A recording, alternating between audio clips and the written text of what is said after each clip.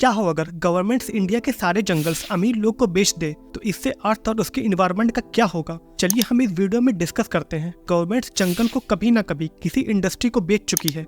अभी हाल ही में आपने ये न्यूज जरूर सुनी होगी कि इंडियन गवर्नमेंट ने 2600 फुटबॉल मैदान इतने बड़े हस्तियों जंगल को अडानी ग्रुप को बेच दिया, सिर्फ कोयले की खुदाई के लिए। इस 2600 फुटबॉल मैदान इतने बड़े जंगल से करीब 4 लाख पेड़ काटे गए हैं और इन्हीं जंगलों से बहुत सारे एनिमल्स और बर्ड्स को भी मारा गया है, जिसमें शेर, तेंदुआ, भालू, हिरन और डिफरेंट तरीके के बर्ड्स और इंसेक्ट थे। हस्तियों जंगल को काटने से पहले गवर्नमेंट की तरफ से यह आश्वासन दिया गया था कि जंगल के सारे एनिमल्स को जू में या किसी वाइल्ड लाइफ में वापस डाल दिया जाएगा, पर गवर्नमेंट की तरफ से ऐसी कोई खबर देखने को नहीं मिली। और इसी तरीके से बहुत सारे जंगल को 20 से 30 सालों में इंडस्ट्रियल या एग्रीकल्चर डेवलपमेंट के नाम पर दूसरे बिजनेसमैन को बेचा गया है। यूके में पब्लिश एक रिपोर्ट के अकॉर्डिंग 7 लाख हेक्टेयर जंगल को इंडस्ट्रियल डेवलपमेंट के लिए बर्बाद किया गया है। 2024 में पहला रैंक ब्राजील का है, जिसने 30 सालों में 520 मिलियन हेक्टेयर जंगल डिस्ट्रॉय किया है। ब्राजीलियंस ने इलीगल तरीके से अमेजन जंगल का 18% तक डिस्ट्रॉय कर दिया है। वहीं ब्राजील पाम ऑयल और शुगर कैन का अच्छा इंपोर्टर है और इतनी ज्यादा पाम ऑयल फार्मिंग के लिए एक सुटेबल लैंड की जरूरत पड़ती है, जिसकी जरूरत जंगल को डिस्ट्रॉय करके पूरी की जाती है।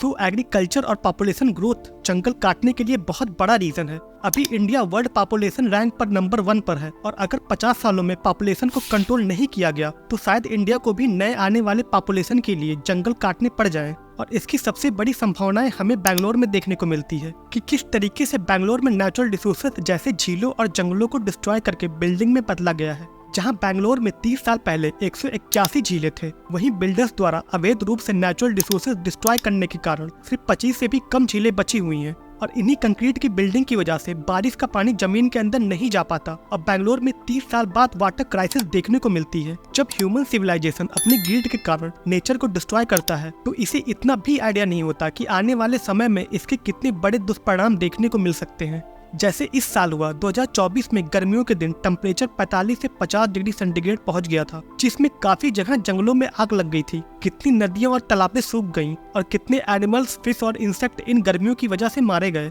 जितनी हमने 50 सालों में नेचर को डिस्ट्रॉय किया है, अर्थ को इतनी नेचुरल रिसोर्सेज को रिकवर करने में 500 साल लग सकते हैं। इसी वजह से अर्थ का लिविंग साइकिल बिगड़ गया है और अगर आने वाले सालों में हमने अपने लालच कम नहीं किया, फिर अर्थ पर रहना बहुत मुश्किल होने वाला है।